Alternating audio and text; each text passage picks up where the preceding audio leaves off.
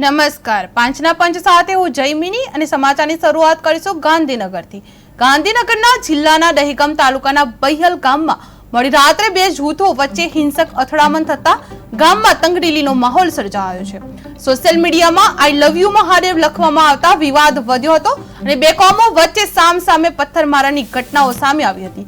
ગુસ્સાયેલી ટોળાએ 4 દુકાનો સળગાવતા અને ગરબામાં પથ્થરમારા કરતા ગામમાં ભયનો માહોલ છવાઈ ગયો હતો। પોલીસે ઘટના સ્થળે ઘસી જઈ સ્થિતિ સંભાળવાનો પ્રયાસ કર્યો હતો, પરંતુ ટોળાએ પોલીસ વાહનો પર પણ પથ્થરમારો કર્યો હતો અને ઘટના પગલે પોલીસે 60 જેટલા શખ્સોને રાઉન્ડ અપ કર્યા છે, જ્યારે 200 જેટલાની ટોળા સામે FIR નોંધવામાં આવી છે। હાલમાં બહિયલ ગામ પોલીસ છાવણીમાં ફેરવાયું છે અને કોમ્બિંગ ઓપરેશન ચાલુ છે।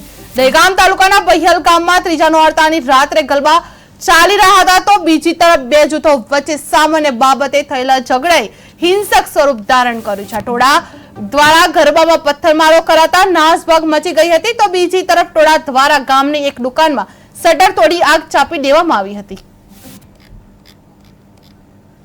ગઈકાલ રાત્રે અહીંયા અમે ગરબાનું ચાલતા હતા ગરબા, તો એ સમયે બે બાજુથી આ કોમના બંને બાજુથી કમસે કમ 1500 માણસો એક સાથે આઈ લવ મોહમ્મદના નારા લગાયા।